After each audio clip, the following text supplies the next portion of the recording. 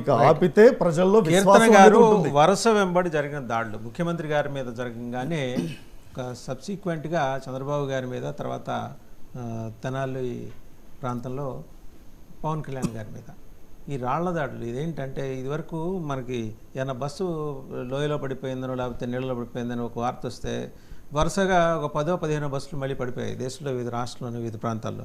అలాగే రాళ్ల దాడి ఇది కూడా ఏమన్నా ఒక ఎమోషనల్ వ్యవహారం అంటారా? ముందుగా మీకు అలాగే ప్యానల్ పెద్దలకి 99 వీక్షకులకి నమస్కారం సార్.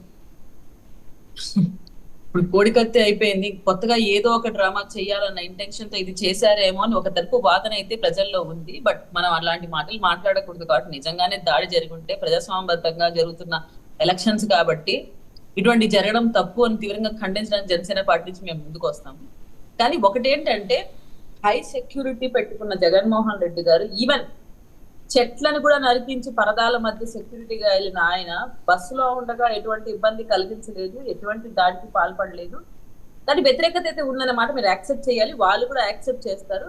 అది రాయా లేకుంటే ఆ పూలమాలలో గుచ్చుకున్న ఆ ములికి ఏమైనా తగిలి దాని వల్ల ఆయనకు ఇబ్బంది కలిగిందా నాకు తెలియదు. కానీ దీన్ని ఒక పెద్ద ప్లాస్టిక్ సర్జరీ జరిగినట్టు జగన్మోహన్ రెడ్డి గారికి మరీ ఏదో మేజర్ ఇన్సిడెంట్ జరిగితే ఎలా బిహేవ్ చేస్తారో అంత దారుణంగా ఎస్పెషల్లీ టీడీపీని ఎక్కువగా టార్గెట్ చేశారు. జనసేనని కొంచెం జనసేన వాళ్ళు చేశారు, కొన్ని చోట్ల కొన్ని ప్రాపగండా చేస్తున్నారు. ఇక్కడ ఏంటంటే నిజంగా మీకు అలాంటి ఇన్సిడెంట్ జరిగితే అది చిన్న ఇన్సిడెంట్ అని మీకు తెలుసు.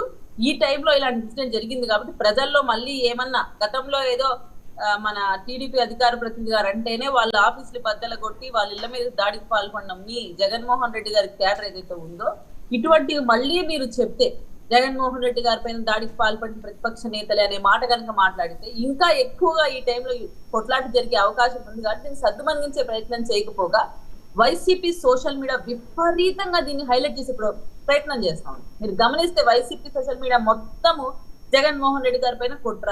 ఇన్సిడెంట్ జరిగిన కరెక్ట్ గా అర్ధ గంట కల్లా ప్రెస్ మీట్లు, అంటే అంత ఫాస్ట్ ప్రెస్ మీట్లకి అంత మీడియా వాళ్ళని ఎంత తొందరగా ఎట్లా గ్యాదర్ చేశారు నాకైతే అర్థం కావట్లేదు. అంటే ఎట్లా అంత ఫాస్ట్ గా ఇక్కడ 9కి ఏమన్నా 9 జరిగితే 10 లోపలే ప్రెస్ మీట్లు అయిపోయి ఉన్నాయి. ప్రతి ఒక్క నేత స్పందించేసి ఉన్నారు వాళ్ళు దాని ప్రెస్ ముఖంగా.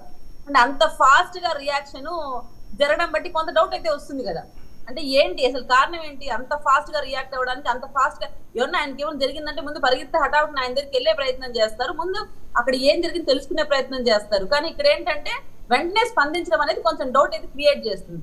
గతంలో కోడికత్తి విషయంలో మీరు గమనిస్తే అక్కడ కూడా ఇటువంటి శ్రీను అనే వ్యక్తి అభిమానిస్తుంటే నేను చాలా అభిమానంగా చూసుకుంటాను జగన్మోహన్ రెడ్డి, అది బై మిస్టేక్ గా నా చేతిలో ఉండే ఫోర్క్ లాంటిది ఇన్స్ట్రుమెంట్ తగిలింది అని అతను చెప్పాడు.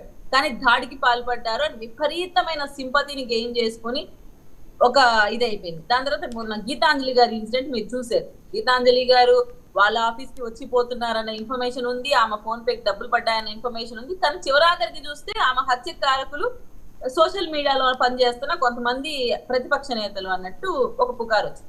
ఇప్పుడు ఏంట్రా అంటే అది రాయా ఇంకోట అయితే ఇటువంటి చెప్పుల దాడి జరిగింది జగన్మోహన్ రెడ్డి గారు. రీసెంట్ నేను చూస్తున్నాను, చెప్పులు ఇసిరేస్తున్నారు. అంటే ప్రజల్లో ఉన్న వ్యతిరేకతను ఎలా వెళ్ళబుచ్చాలో అర్థం కాక బాధితులు వాళ్ళ ఆవేశాన్ని కట్టలు తెంచుకొని ఏదన్నా అటువంటివి చేస్తే దాన్ని ప్రతిపక్ష నేతల మీద రుద్దడము. ఇప్పుడు మళ్ళీ వసపెట్టి తెనాల్లో పవన్ కళ్యాణ్ గారి పైన, ఇంకొక చోట చంద్రబాబు నాయుడు గారి పైన అలాంటి పనులు చేపిస్తున్నారు. అంటే ఏంటంటే ఇక్కడ అనుమాన కోణం ఉత్పన్నం అవ్వకూడదు. అంటే లాస్ట్ టైం కోడికత్తి, ఇప్పుడు ఈ రాయి అనే ఆలోచన ప్రజల్లోకి రాకూడదు. ఎందుకంటే ఎక్కడ చూసినా నిజంగా నమ్ముతారు కోడికత్తి జరిగినప్పుడు మాత్రం చాలా మంది నిజంగానే వాంటెడ్ గా జగన్మోహన్ రెడ్డి గారిని చేశారేమో అని చాలా మంది ఆలోచించారు, ప్రజలు కానీ ప్రతిపక్ష నేతలు కానీ. కానీ సేమ్ స్ట్రాటజీ ఇప్పుడు వస్తుంటే ఎవరు కూడా రియాక్ట్ అవ్వట్లేదు పాజిటివ్ గా. నేనైతే చూస్తున్నాను, గమనిస్తున్నాను, సోషల్ మీడియా చూస్తున్నాను, బయట కూడా గమనిస్తున్నాను. జగన్మోహన్ రెడ్డి గారి మీద దాడి జరిగింది అంటే పాజిటివ్ గా ఇది సెకండ్ వర్షన్ ఏమోలేండి మేడం, సెకండ్ ఎలక్షన్ స్టంట్ ఏమోలేండి మేడం అని అంటున్నారు తప్ప జాలి చూపించట్లేదు.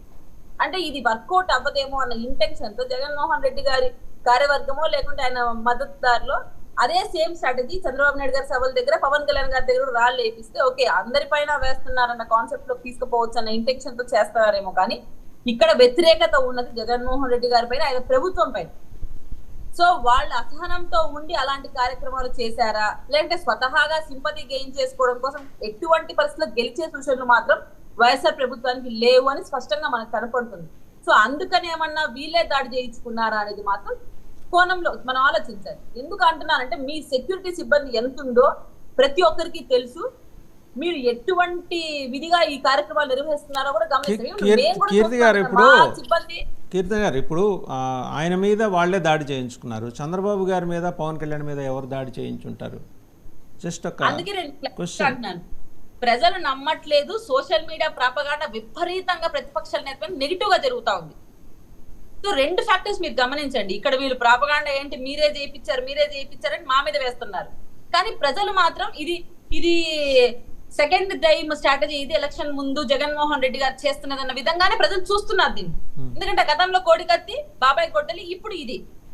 అంటే ఎందుకు ఎలక్షన్ ముందర ఇలాంటి జగన్మోహన్ రెడ్డి గారు జరుగుతుంది, ఇన్ని రోజులు జరిగింది ఇప్పుడే జరుగుతుందంటే ఏంటి అనే కాన్సెప్ట్ వాళ్ళు ఆలోచిస్తున్నారు. కాబట్టి వీళ్ళు దాన్ని డైవర్ట్ చేయడం కోసం మా పైన కూడా రాళ్లు వేయించి అందరిపైన ఇలాంటి వ్యతిరేకత ఉంది, జగన్మోహన్ రెడ్డి గారికి ఒకటే కాదని చూపించే ప్రయత్నం. ఇప్పుడు ఇన్ని రోజులు జరిగిన దాడులు ఇప్పుడేం జరిగినాయి? చెప్పులు కూడా మా పైన ఎక్కడ వేయలేదే. జగన్మోహన్ రెడ్డి గారి పైన ప్రజలు చెప్పులు వేశారు. మీ కాన్సెప్ట్ లో ఆలోచిస్తే వీడియో విజువల్స్ కూడా మనం చూస్తున్నాం. సో ఒకసారి శేఖర్ రెడ్డి గారు వైసీపీ అధికార ప్రతినిధి శేఖర్